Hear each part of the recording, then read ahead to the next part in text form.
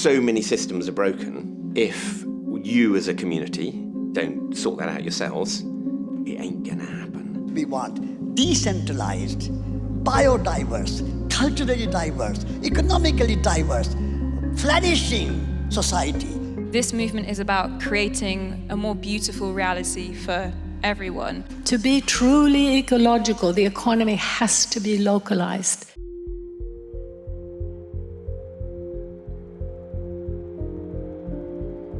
Humanity is at a crossroads. The choice is stark. Either we continue to deny reality and face inevitable ecological and social collapse, or we join the countless numbers of people on every continent who are forging a very different path. For thousands of years, our cultures were finely tuned to the infinite diversity of the natural world. The way we lived our lives and the stories we told reflected our deep spiritual connections with life around us. Our skills were born of an evolving dialogue with the sun and moon, with water, plants, and animals. Human life in sustainable balance with the rest of creation. But in recent times, we have lost our way. A man-made consumer monoculture has ruptured our sacred connections with Mother Earth, fooling us into believing that we can create something better than life itself. A toxic combination of speed, distance, and scale has made care and accountability obsolete, giving rise to a de facto corporate empire that now threatens the well-being of virtually everyone on the planet. These days, we just hear about more and more crises in the news, and we're all running faster and faster just to keep a roof over our head. It's really easy to feel overwhelmed and hopeless. There's actually a huge cultural turning going on that is so positive, but we don't get to hear about it. When we step back to look at our economic system, it becomes clear that it's the main cause of increasing poverty worldwide, increasing pollution, increasing breakdown of every kind, polarization, anger, violence, and even war.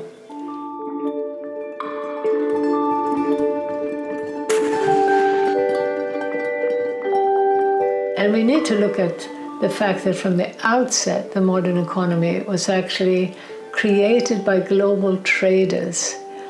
And they started extracting wealth by driving people away from the land and away from producing things for their own needs to producing for the traders.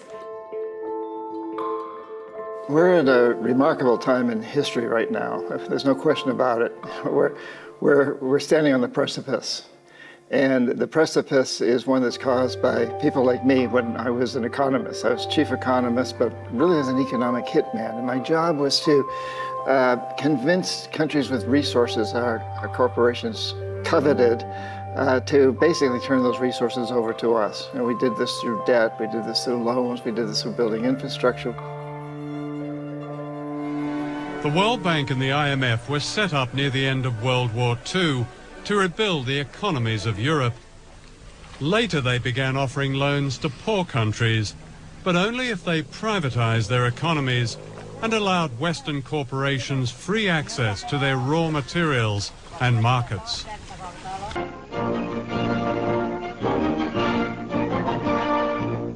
At Bretton Woods, New Hampshire, delegates from 44 allied and associate countries arrived for the opening of the United Nations Monetary and Financial Conference. Since the Second World War, the grip of the global financial institutions has only intensified. In the name of free trade, governments on both left and right have handed over more and more wealth and power to multinational banks and corporations. They have promoted the concept of a free and fair market, while actually using taxes, subsidies, and regulations to favor global monopolies. in the process destroying the rich fabric of smaller, place-based economies all around the world. We were a kind of champion of Westernization, Americanization, and globalization. What we are experiencing now is not just an ecological disaster, but it's a cultural disaster. Life is becoming harder and harder. The gap between the rich and poor, widening. And poverty is really increasing rapidly. One of the big lies about why growth is necessary is that people will tell you that you need growth for poverty alleviation. The way that growth operates, it's operated in tandem with a real negative redistribution of wealth and income. So the benefits of growth, the wealth from growth, has been captured by an ever smaller minority of people, and ever larger amounts of the population are having to live with the damaging consequences of growth. If you and I have our car stolen, we have to buy a new car. It's good for GDP. If the water is so polluted, we have to buy it in bottles. Great for GDP. If we get cancer, great for GDP. If we plant a garden and eat healthy food and stay healthy, that's bad for GDP.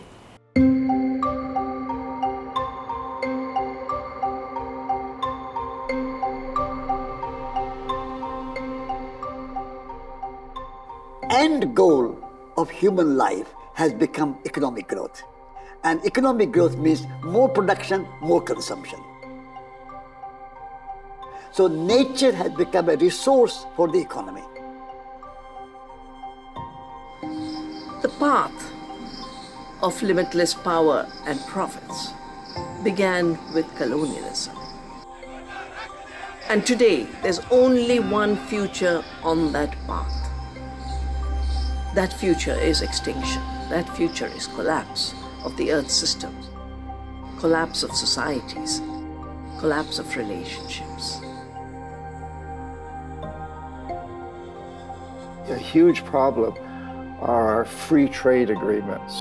So let's say it costs $10 to produce a bushel of corn in the United States, and the small farmer in Guatemala can do it for $5. But so the small farmer has to sell it for $6 to make any profit, and the American corporation is making it for $10, but getting a subsidy of $6, so they can sell it for $5 and still make $1 profit in Guatemala.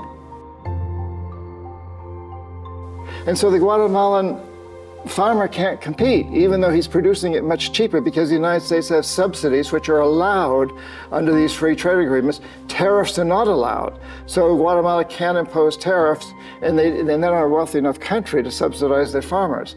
So the poor farmer, the campesino, the small farmer, goes out of business. And what does he do? He has a couple of choices. He can go to work for a big American sweatshop, or migrate to the United States. And it's not just the small farmer. If the small farmer goes out of business, the local markets go out of business, the local shops go out of business, everything that supports the farmer and everything that he sells to, it's a spiraling thing. Spain is the main producer of oranges in the world. And last year, in Spain, we consume more oranges coming from South Africa. Spanish oranges are coming to the UK, are going to Germany, are going to Norway, and South African oranges are coming to Spain. This is not a consequence of any natural law. This is a consequence of all the international global policies, trade agreements. It's a nonsense, because if we try to stop climate change, if we try to get equality, this is something that shouldn't happen. Today, the ingredients in an average meal travel 1,500 miles from farm to plate. In fact, nearly everything we consume traverses the world.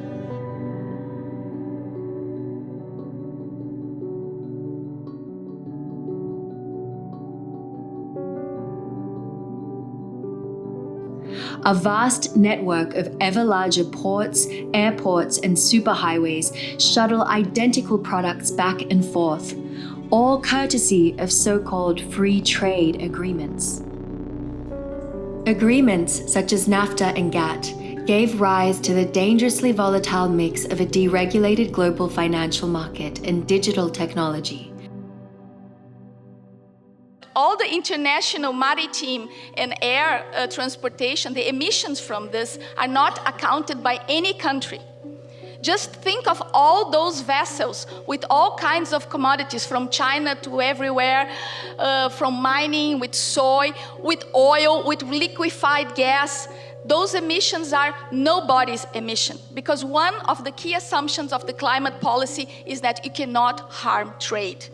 Governments are handcuffed, but they actually handcuff themselves by signing these treaties, as they said, that allows corporations to sue a government if the government passes a law that could, not even does, but could reduce profits. Worst of all, what court does it go to? It's a corporate court, right? It's not just a regular court of law. So the idea that you are, as a government, whose obligation should be to protect the health and the environment of your country and your people, are signing away your right to do so. Surely this can't be the case.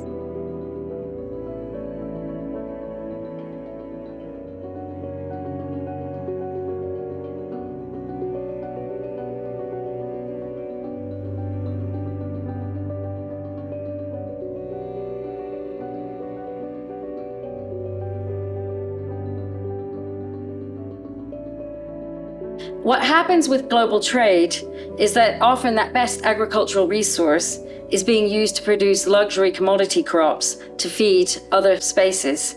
And those export crops often take away the resources from local communities that they need to be able to feed their own populations.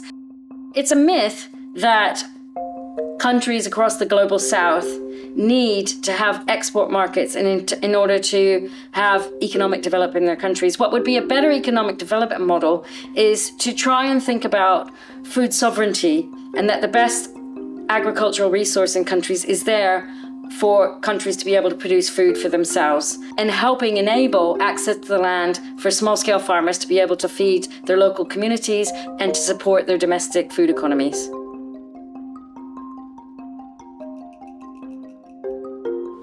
And in Africa, we have stood up with our 2 feet to defend our food systems, which we believe is right now is under threat by the green revolution in Africa, which is being driven by the corporates, which actually do not feed the majority of us. We are actually moving around in all the 54 countries in Africa with My Food is African campaign. My Food is African campaign is a campaign which is emphasizing that we need to eat food that is African, that is homegrown. Globalization ruined diversity in our food and ruined diversity of our culture, ruined diversity of thinking. It ruined everything. So now people, the whole country, think the same way and do the same thing. That means work hard to make money. Don't care about themselves. Don't care about nature. Don't care about family. Don't care about anything. Money is number one. Because of the concentration of power and wealth in global corporations, essentially, virtually every avenue of knowledge has been colonized. So that's from schools to universities, it's of course in the media, and it's even in mainstream science. So what we're seeing there is a narrative that ultimately supports profit for the few, not humanity or life itself. This colonization of the mind, this mind pollution, has taken many forms. Among other things, it still promotes this romanticized idea of an amazing, successful, happy consumer culture in the West.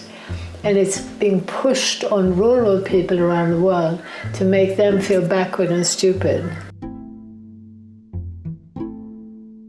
Right, I'd climbed all the towers that were promised to be highways to heaven, and they didn't lead to anywhere promising.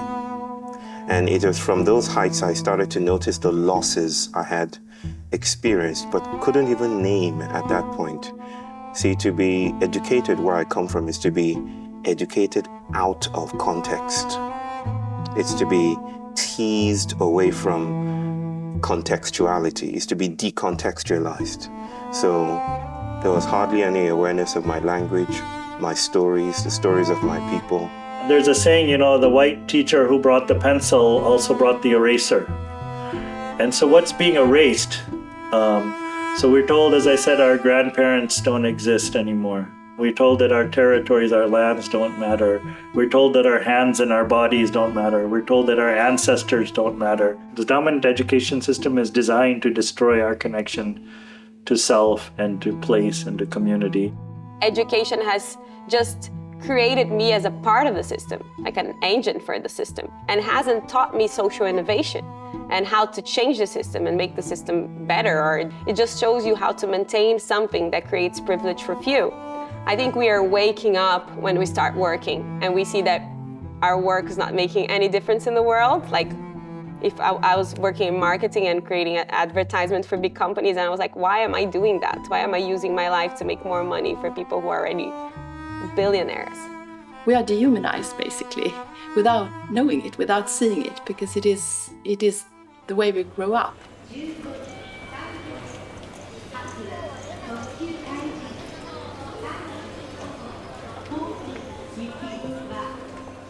On the surface, everything is fine. It's well controlled by education system, media, and people still buy this, notion or illusion that everything's working all right.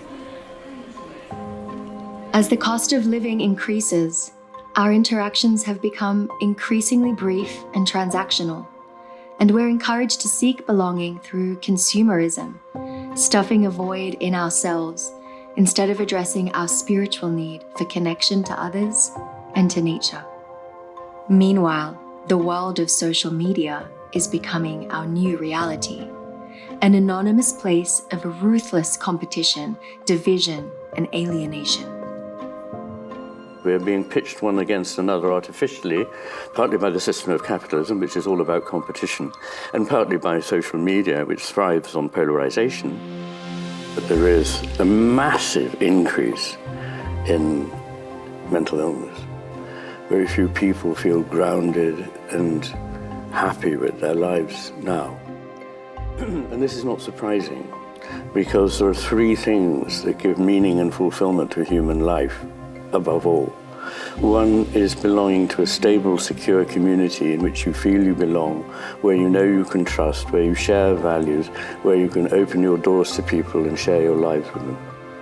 The second is the relationship with the natural world. And I think the third one is the relationship with the divine. We're going through this spiritual crisis. Our children are harming themselves, or isolating themselves. They kill themselves, In my world, this pandemic of depression and increasing suicide rates among young people globally is almost like an expected outcome of the global economy and the fragmentation that we're experiencing within psychiatry and within mental health. There's been almost like an effort to isolate this problem from the meta-crisis and almost kind of put the blame back on the individual and say, what's wrong with you? And then how can we fix you? We are told that our struggles are solely our own, that we are individually responsible not only for our own problems, but also for the problems of the world. But the reality is that the multiple crises we face are systemic. climate change, the breakdown of democracy, our own depression and anxiety can all be traced back to the same root cause: an economy almost wholly divorced from the living world. Localization is about moving in exactly the opposite direction of the globalizing path.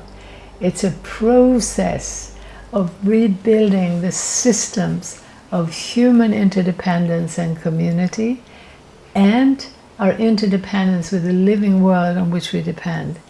It's about creating more accountable, more visible systems so that we're not trapped in a world where we can't even see the impact we have on other people or on the natural world. It's a coming home to the way that we evolved. For most of our time on this planet, that's how we lived. And it meant that young and old were deeply connected, were supporting each other through their entire life. It meant that we knew that we belonged, we knew who we were, because our identities were shaped by those relationships.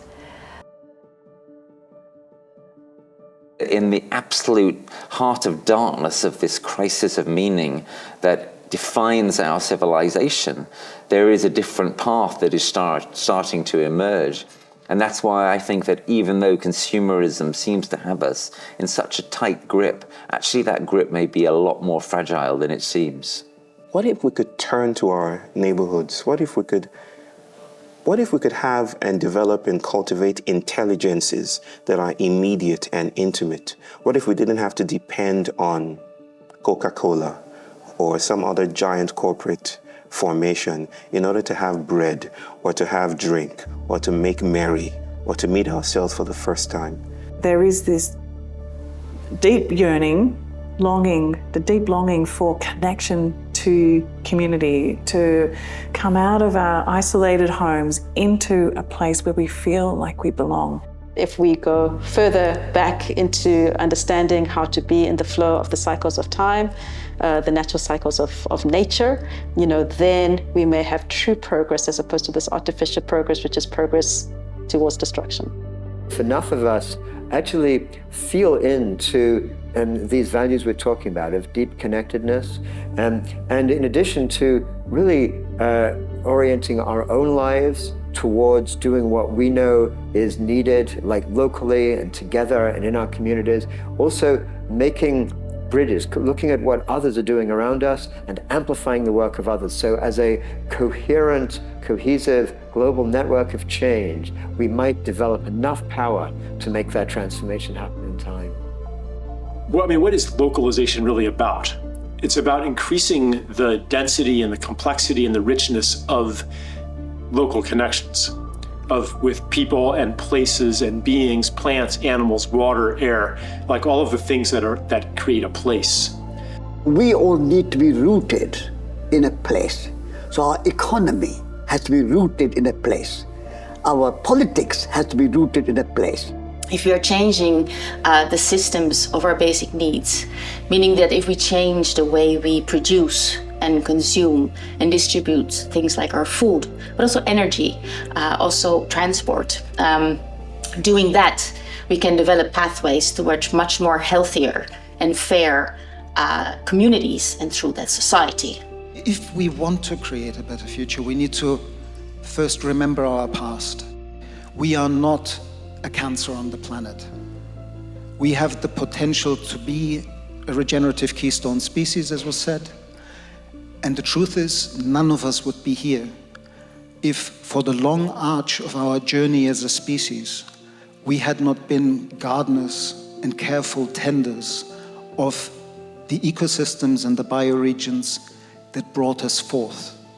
La relocalización es el camino en el cual nos tenemos que dirigir todos a nivel mundial, que eso es lo que está pasando, es la respuesta a la crisis de un sistema político, económico que no funciona. La relocalización es una respuesta que se está dando en todo el mundo, en muchas regiones campesinas, indígenas, urbanas, en muchos lugares.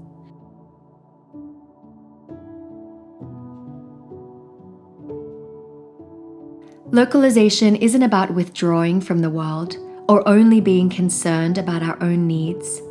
On the contrary, it's about genuine democracy, prosperity and well-being for the entire global population.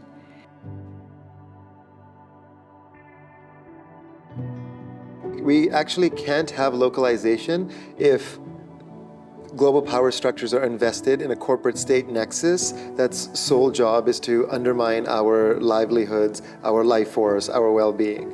And so we have to organize to change global polity, global superstructures, and we have to live the lives that matter to us in ways that are in symbiosis with the living world in a place-based way. We need welcoming communities. We need responsive relationships and mentors who, throughout our lives, and we need play and nature, immersion, and connection, and healing practices to get us back in balance with one another, with ourselves, with nature.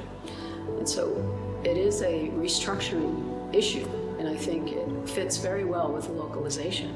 Once people wake up to the fact that in the name of growth, we're all poorer, we're going to have a very powerful movement that will insist that we no longer measure progress through GDP, that will insist that we now start regulating and taxing the global corporations. We also need to be demanding a decentralization in terms of economic power from the nation state to the region and to the local level. That decentralization would mean the ability to tax and subsidize at the local level, the ability, the ease to also support and invest in your local businesses and communities. If we don't have economic power, we don't have political power. So we really want to encourage the decentralization of the economy as a priority.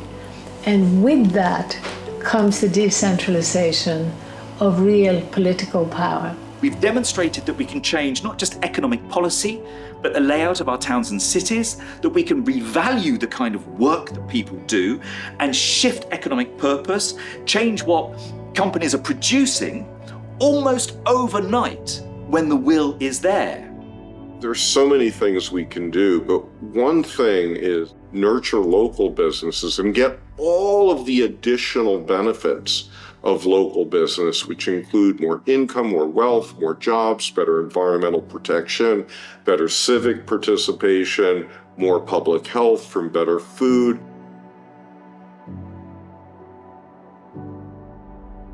Wherever you go, it can be in a small city, little town, village, big neighborhood, everywhere you can find alternatives happening. Or it can be something small, it can be something bigger, but there's always people trying to transform the place where they live.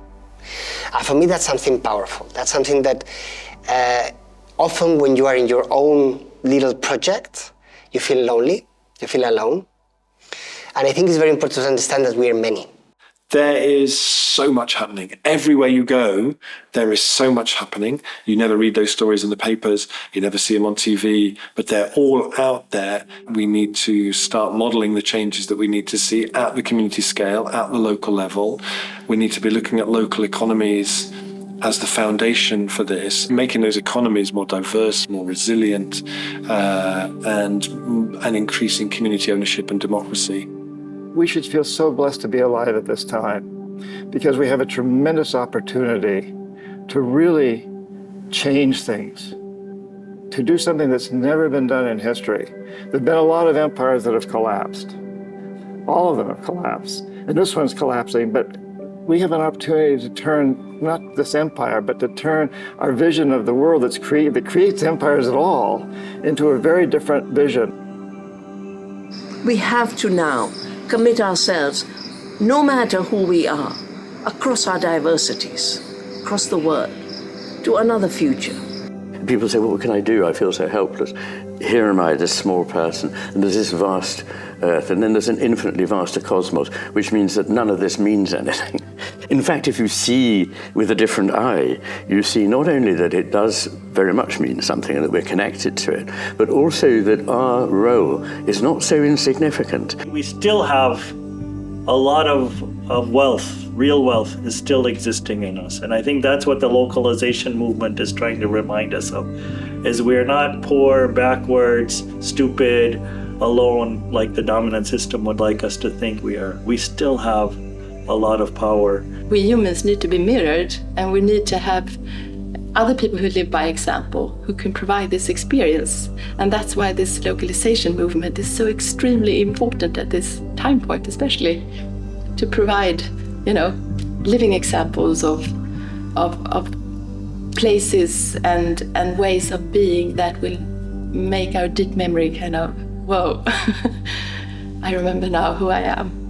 We're trying to listen and hear, differently, and hear into the corners that we've not been able to, in order to figure out, ways of creating a future that is repaired from the destructions of modernity.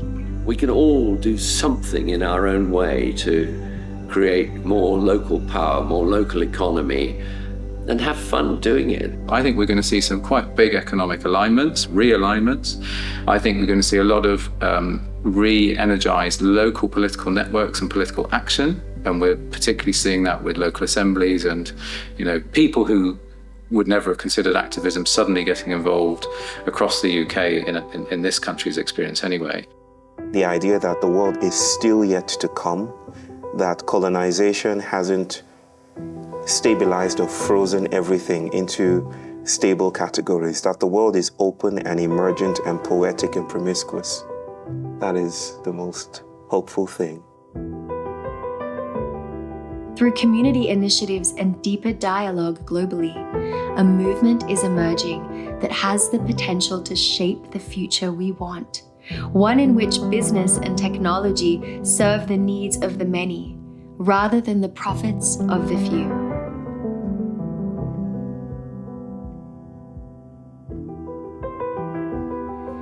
Join us in this worldwide movement. Together we can turn the tide away from the destruction of ourselves and the planet and return home to Earth, to a local future.